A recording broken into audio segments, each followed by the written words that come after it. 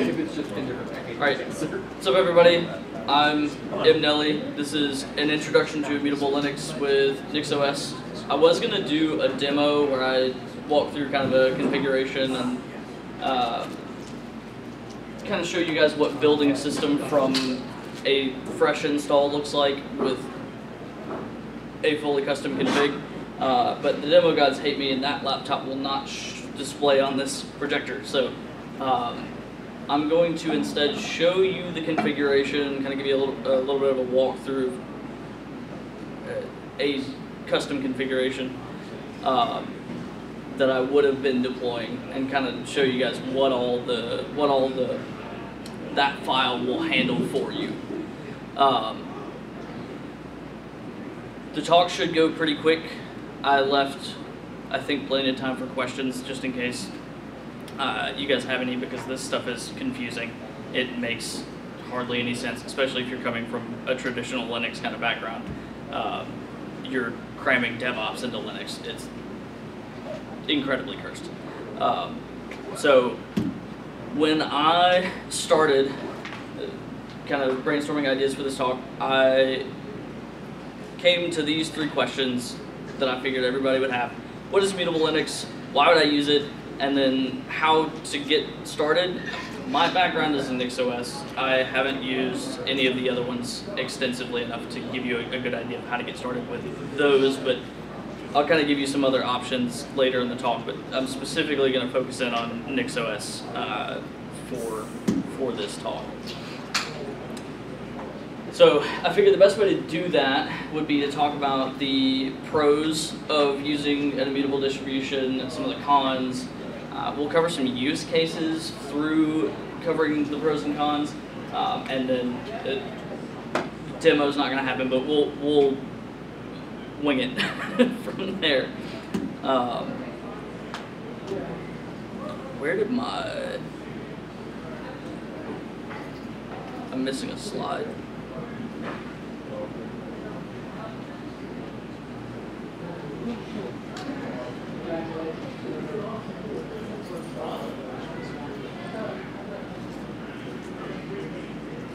Alright, apparently my pros slide got deleted. There are no pros. There are no pros, yeah. Don't use Immutable Linux. Realistically, I wouldn't recommend it if you are not fully committed to that idea. But we'll go through, I know what the pros are. So the first pro that you'll hear people mention is security. The security of an immutable system is slightly enhanced over a traditional Linux system because the majority of the file system is marked no exec. So you can't just drop a binary on the system and run it. It's not going to function. The binary has to be managed by the system in a directory that is marked read-only for root, for the end user, for any other user on the system. If you mount another, like a live USB, mount the drive, and try to side channel your way in, it is still read only. You still can't make any modifications to the portions of the system that are managed by the system. So there is virtually no way to get a malicious binary on the system.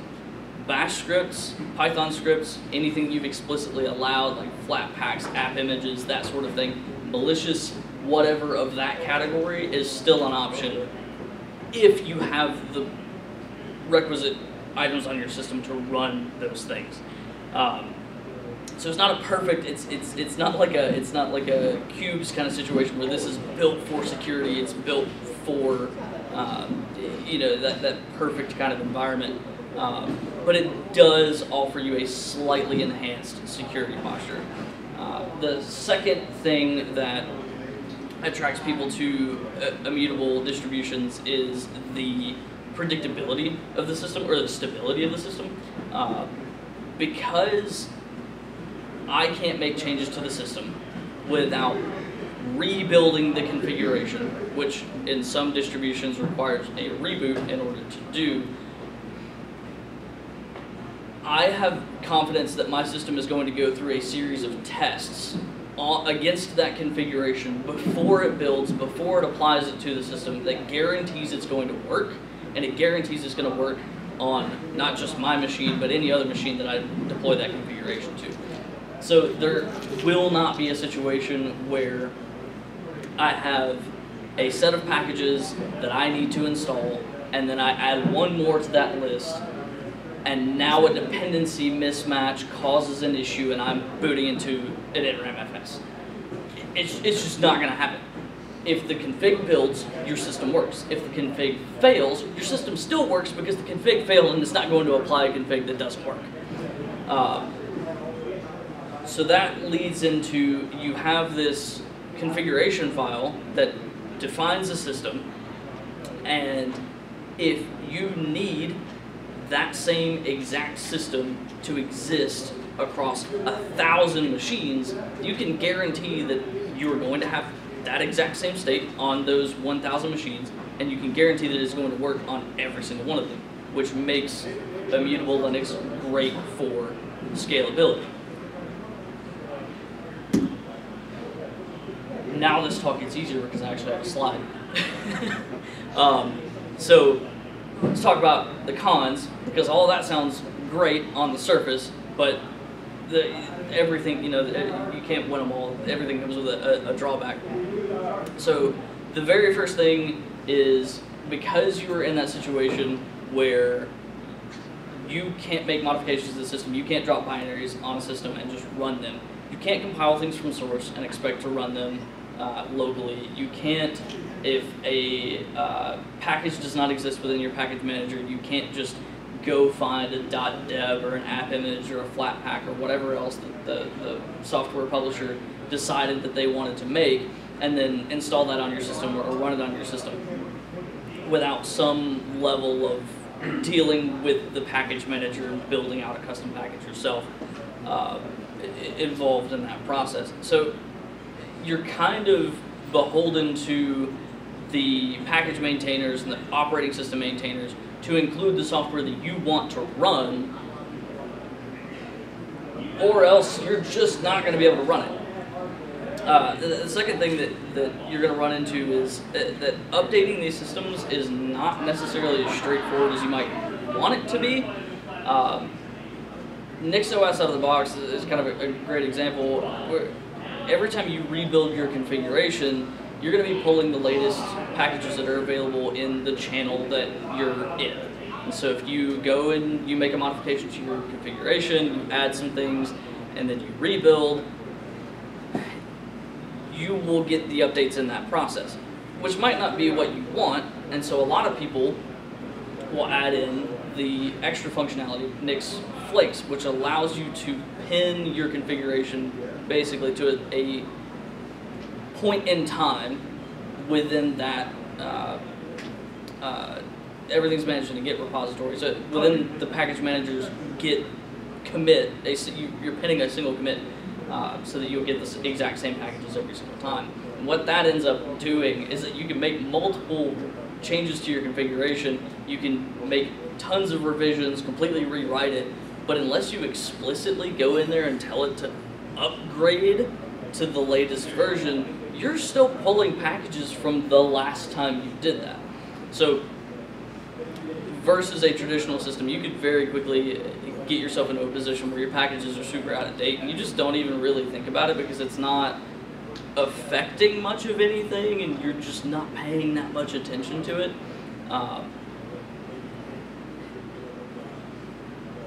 Unless you're prepared for kind of the learning curve and some of the pitfalls of this stuff, and you're really like committed to paying attention to everything that's going on with your system and monitoring the state of things, Immutable Linux might not be an ideal solution. It is it's very similar to running Arch or Gentoo in the you're stepping into an enthusiast space, where if you don't have an explicit use case for it that requires you to step into that territory, it might not be the best decision overall. And that kind of brings me to my last point. The configuration is advanced. Most of these things, they have their own programming language involved, they have their own systems in place that are completely different from anything that you're used to, and so you're going to spend a lot of time learning these systems, learning this one specific thing that has probably a bunch of skills that are not going to translate to anything else. So, if that's something that you want to chase, right, you need the reproducibility, you need the stability, you need the security, absolutely go for it, it's worth it. If you don't, maybe just stick to regular traditional Linux. So the last thing I want to cover before I show you guys the configuration and this stuff starts to make a little bit more sense. The three options that I would recommend if you guys want to just play around with this, I would recommend Vanilla OS first. It's Debian based, it's Flatpak first, it's going to be the least mentally taxing to use, but it'll introduce you to a lot of the concepts that I covered before.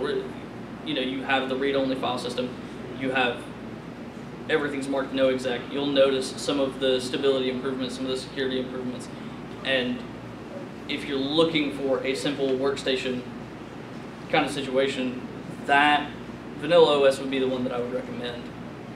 Kind of a step up from there would be Fedora's Silverblue. That sits kind of between Vanilla OS and NixOS, where it gives you more decisions to make, it gives you more control over your system, but it also introduces some of that configuration load, some of that, like, you're going to be reading through documentation for a while to get this thing set up and performing like you want it to. NixOS is the Dark Souls of Immutable Linux. The documentation is trash, it does not hold your hand at all. You can definitely screw things up and not have any clue why things are broken. But it gives you kind of that ultimate level of control over your system and that ultimate level of reproducibility through the use of additional things like flakes and home manager and those sorts of things, which I will explain in what is about to be a really shitty demo. So you guys are probably not going to be able to read any of this unless I make it huge. I want to show you the modules specifically.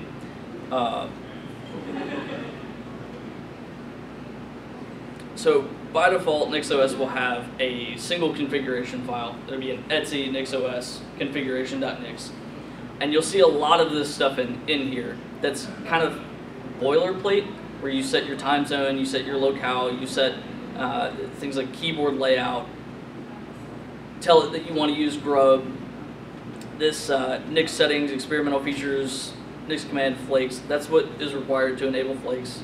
Flakes is like, if you've ever penned an app repository, it's pretty much that exact same concept, just for NixOS. Can you make it a little bit bigger? Yeah. Tell me when it's good enough. 2 more clicks. Yeah, that works. And Mock says he loves you, by the way. Tell him I love him too. His notorious wife. Yeah, normally I can make this huge, but that might be as good as we can get. We're going to mobile view now. Does that work? That's good. Yep. Cool, okay. So a lot of this is going to be the boilerplate. I moved this to its own file because I don't want to deal with it.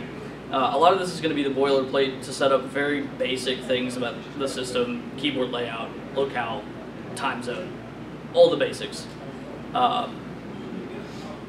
Those are things that are not going to change very often from system to system. Pretty safe to just throw in a file and ignore.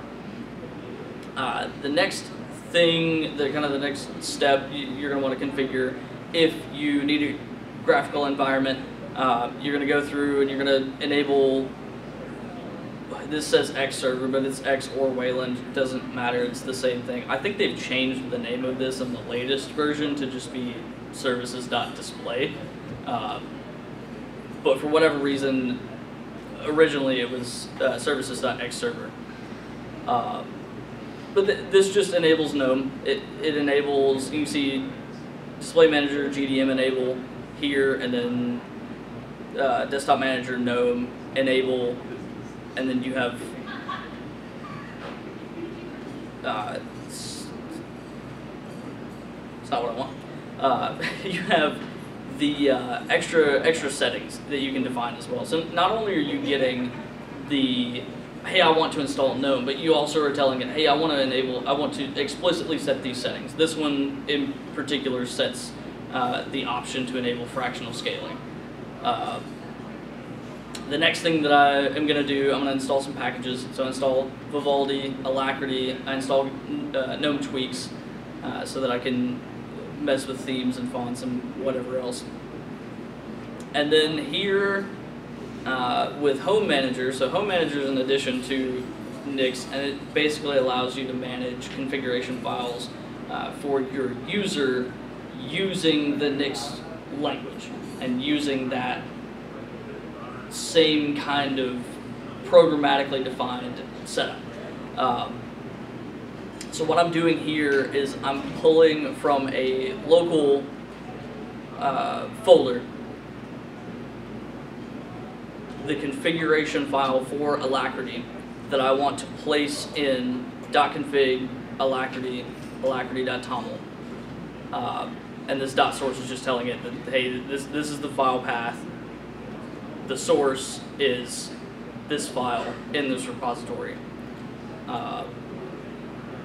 And you can see that in this .files folder, I have an Alacrity configuration, a Vim configuration, tmux, and zshell. These three are all going to be present on the system regardless of whether or not I have a desktop environment. So I didn't put those in the desktop file. I instead put those in the Home Manager file because they're all related to my user.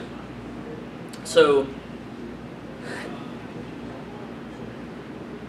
this is kind of stepping outside the territory of what standard Nix does. It is within the realm of possibility to do with NixOS, but this is an additional layer on top of the standard configuration, and I think this is what makes NixOS uniquely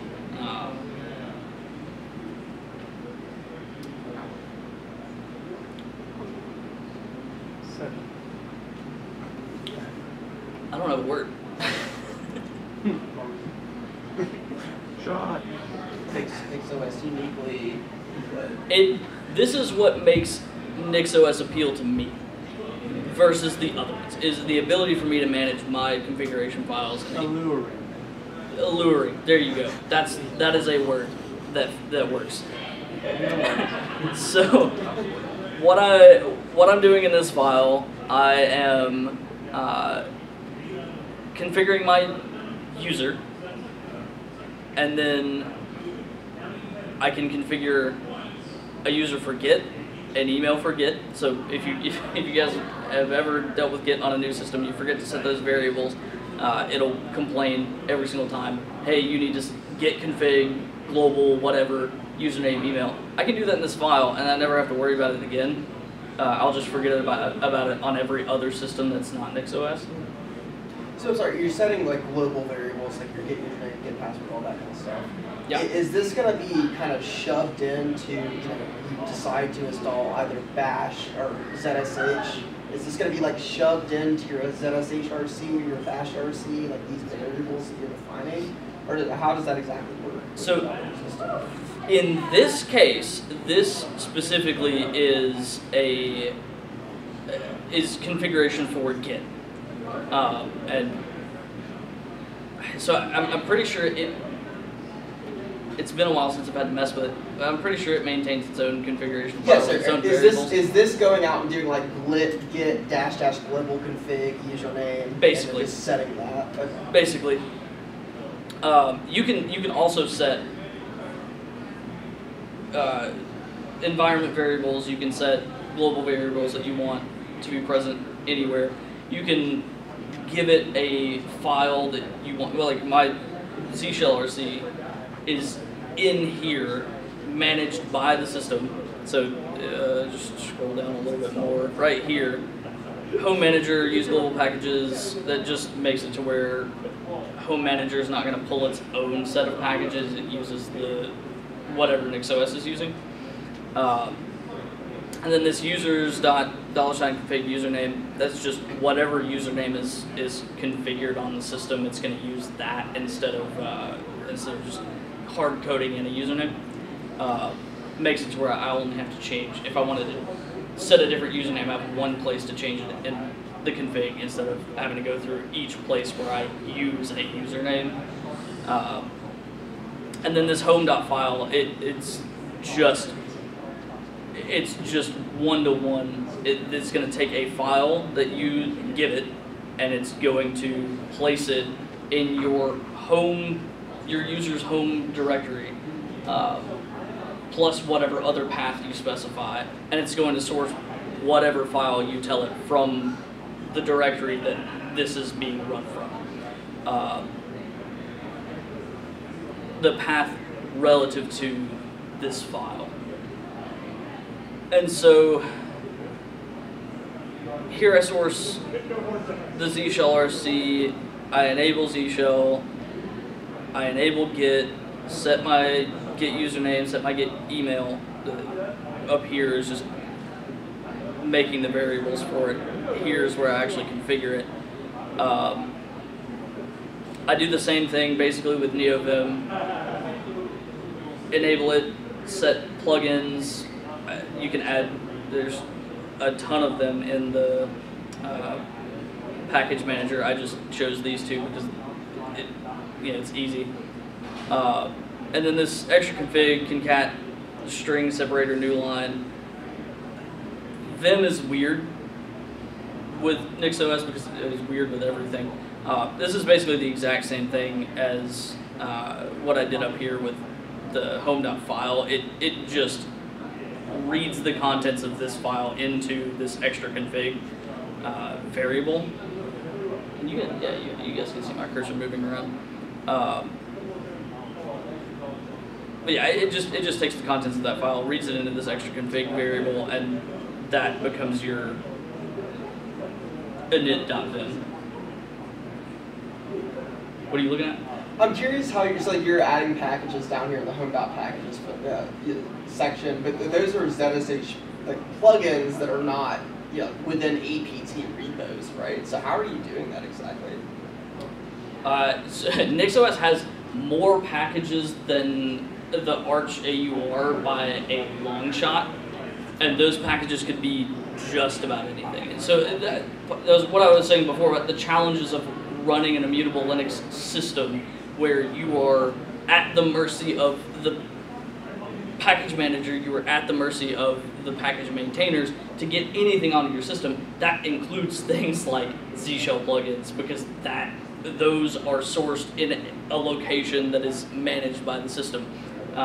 It includes Vim plugins, it includes Tmux plugins. Anything that you can think of that is running on your system, for the most part, is going to be managed in this configuration. It's going to be managed, or at least it can be. Specifically in the case of all the stuff that I'm doing with Home Manager, for the most part, you can get around that. And if you're not using Home Manager, your user's home folder is free to read and write from however you please. And because Z shell plugins are basically just shell scripts, you can put those in your home folder and source them from there. But they also exist as packages that you can source just as easily. The only other thing would be this environment variable that I'm setting the editor variable to make sure it opens up NeoVim. Anytime I do like sudo edit, or if I forget what there are some other commands like you do cron tab, -e, it'll pull that editor variable. It'll pull up whatever editor you specify in there. Pretty much any aspect of your system's configuration that you can think of, you can programmatically define, and you kind of put yourself in a situation where you do it once and it's done. You no longer have to worry about it. Let me see if I have a hardware configuration in either one of these. Nope, I very explicitly left that out because that will break things if you leave it in. So all of those module files, all those other directories and whatnot, this is what's actually building the configuration. I wanted this file to be as simple as possible, where I could define a username, I could define a host name, I could define the system state version, which is basically just the what operating system channel you want to pull from. It'd be the same if you're talking about Debian. It would be the same as like Trixie or Bookworm, or whatever the one before Bookworm was, or Ubuntu with Jammy, or I forget what the next one is. Jelly, yeah. Same, pretty much the exact same thing. And then I just import the modules that I want.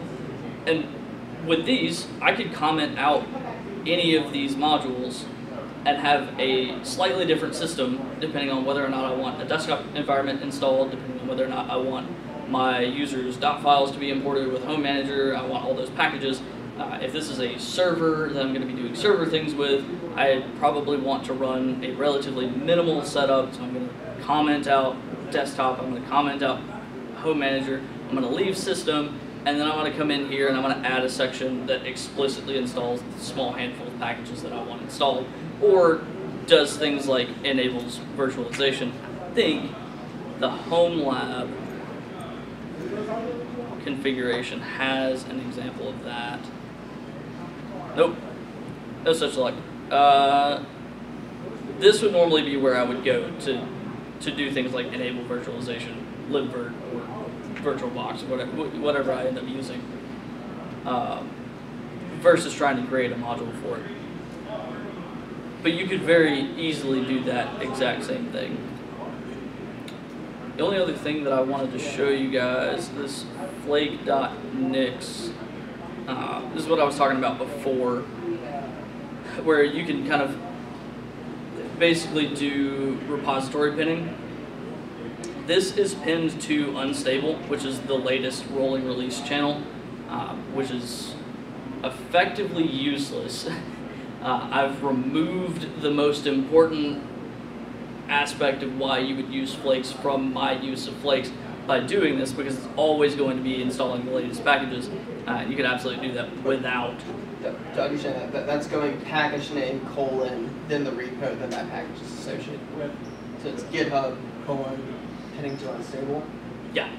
This is just the repository that you want to pull from. And if you wanted to locally host this, right? Like if you wanted to fork Nix packages, make some modifications to individual packages, and fix some bugs or solve some problems, and they're ignoring your PRs or whatever, you could absolutely do that, and then source your own GitHub or your own local Git repository for the specific updates that you want to maintain.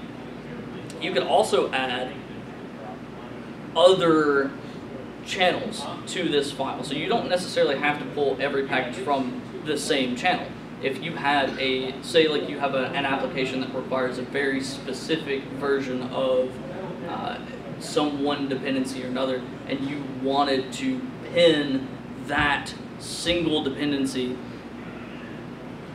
you could specify another URL, specify the packages that you want that to be used for, and then now you have this subset of your configuration that's going to ignore the rest of what you have going on and specifically go for that that version.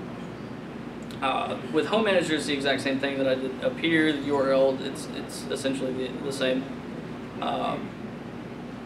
All of this is boilerplate. It's pretty much just copy and paste from their documentation. The important part is, so this home lab variable is a system definition. I can make configuration changes here.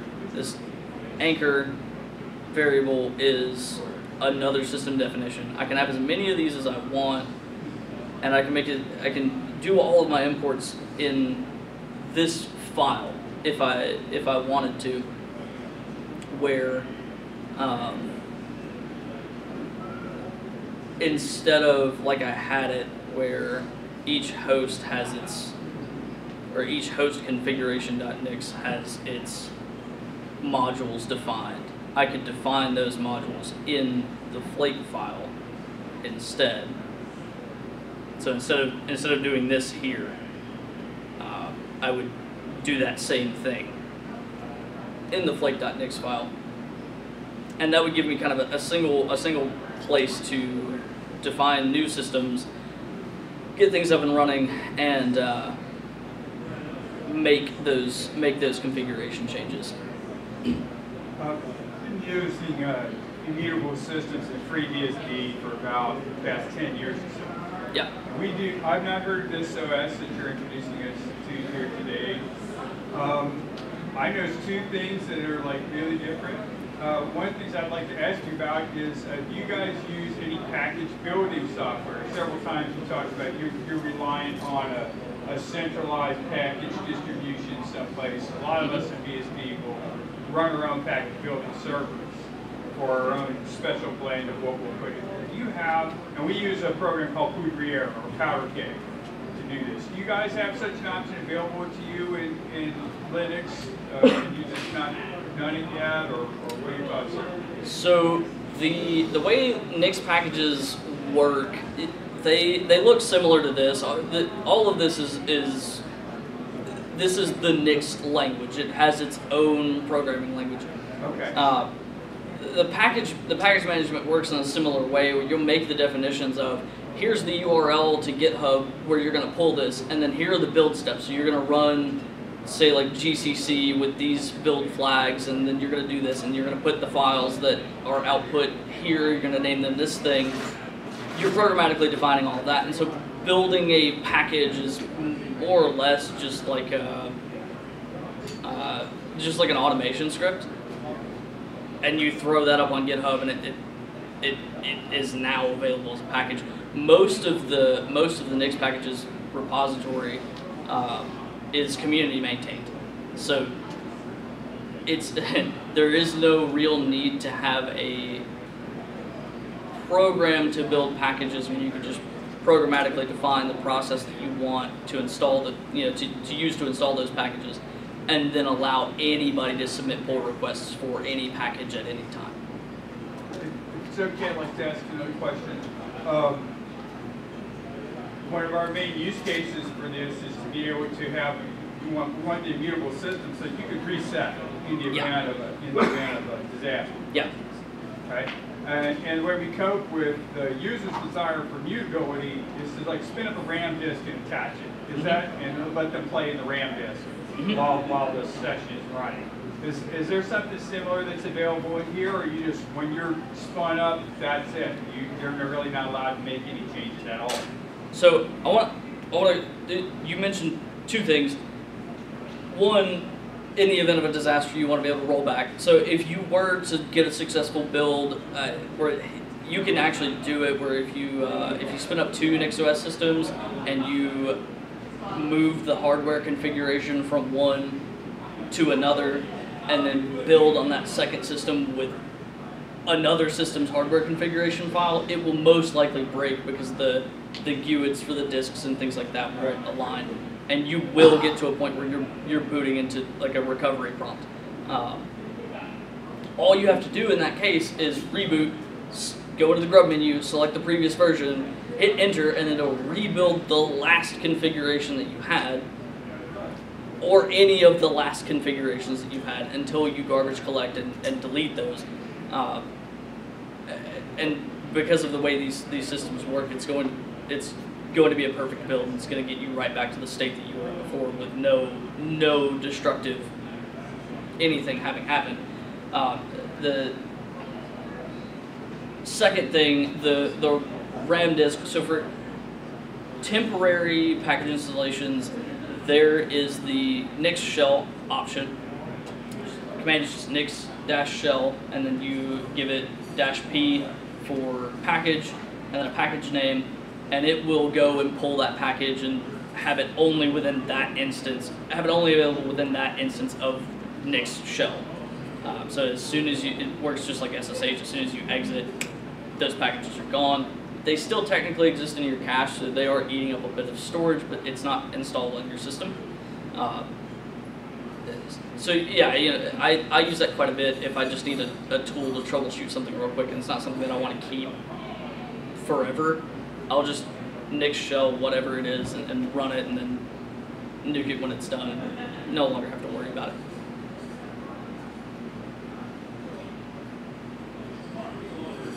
Does that sound similar enough? Yes, thank you. Does anybody else have questions?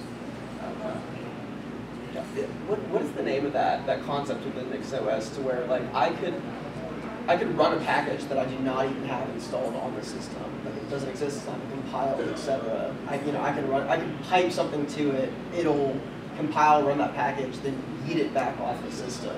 You know what I mean? To where it doesn't exist anymore.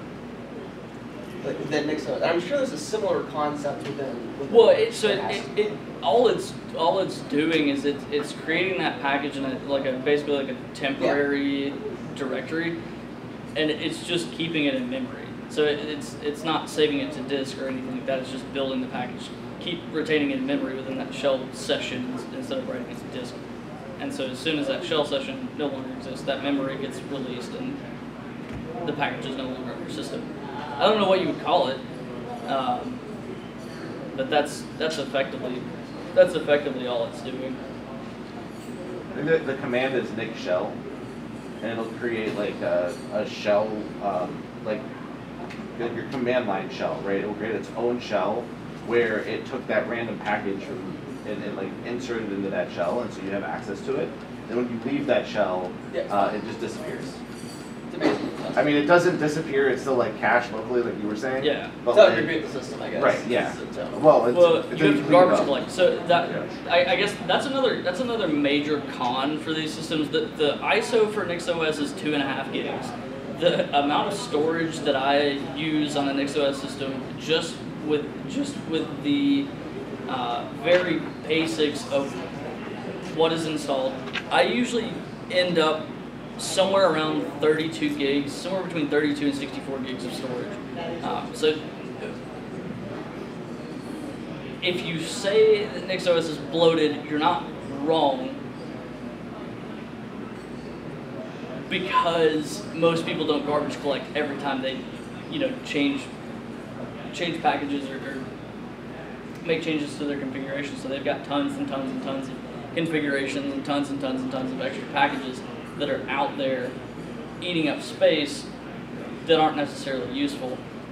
If you are in a position where you're making minor modifications to your config, the only changes to your system, the only extra storage is going to be that text file that tells it.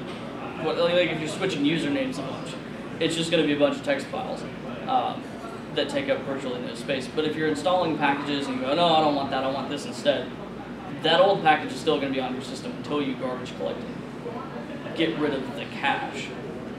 You can also garbage collect and get rid of the old configs, which will remove your ability to reboot and revert back to those configurations, but it reclaims some storage in the process. Friend of yours?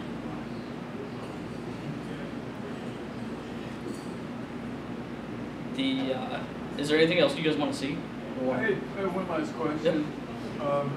I can see that you need internet access to build the initial or main configuration. Are you able to deploy this to air-gapped systems? Like you'd have one system that would be public that would build the configuration, and then you could take that offline and then distribute it to an air-gapped system? Or do all of the nodes that are running NixOS basically need internet access?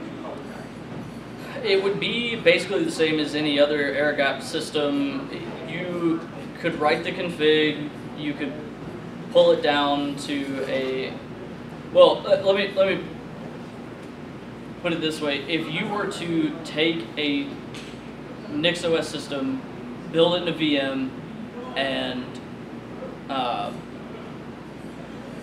then deploy that virtual machine to an air-gapped network. Yeah. You would face the exact same challenges, where the only thing that you have to worry about is transporting into that, transporting the data into that air gap. You could do the exact same thing though with just the configuration file and a backup of the packages, or a fork of the packages that you were specifically trying to install. So as long as the packages are available and you pointed at the right repository for them, and you have that configuration able to get to those systems, yeah, you could build without internet. That was actually, so I took this system. I was concerned about the internet situation at this conference, and so what I did, I spun up a VM, brand new, fresh install, and took this configuration that's up on the screen right now and did a dry build of it, which goes through and it pulls down all the packages, checks hashes, makes sure everything is good to go. It's ready to build, and then it tells you, hey, you're good to go. Everything's on your system, you're good to go. But it doesn't actually commit any changes to the system. So right now, without internet access, I could most likely build that configuration without any issues.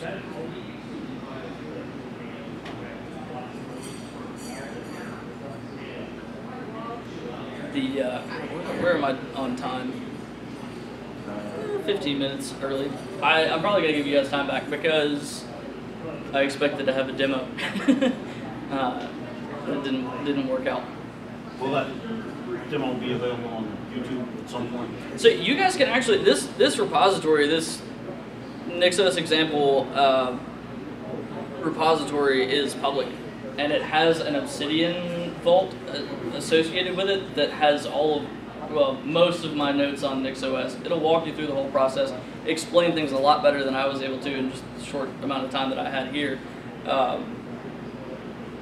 How to set it up on your own, how to build your own configuration, walks you through all of the code that is present here, step by step, building it one iteration at a time. I would recommend, if you guys are curious, check that out. I think it's a good place to start. There's one mistake in this repository, and it is somehow in one of these functions a period got replaced with a /, but the compiler will complain at you and tell you exactly what it is that's wrong. You're going to try to build it. I will probably fix that sometime in the next couple of days. It is definitely irritating me. That's out there. But yeah, if you guys want to play around with this, I think if you guys are looking for like a demo, that is the demo, just in a much more complete form. I designed it to be a workshop that's complete in and of itself.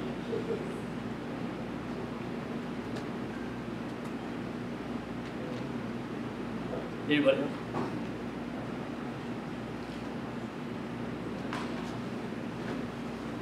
I guess we'll call it.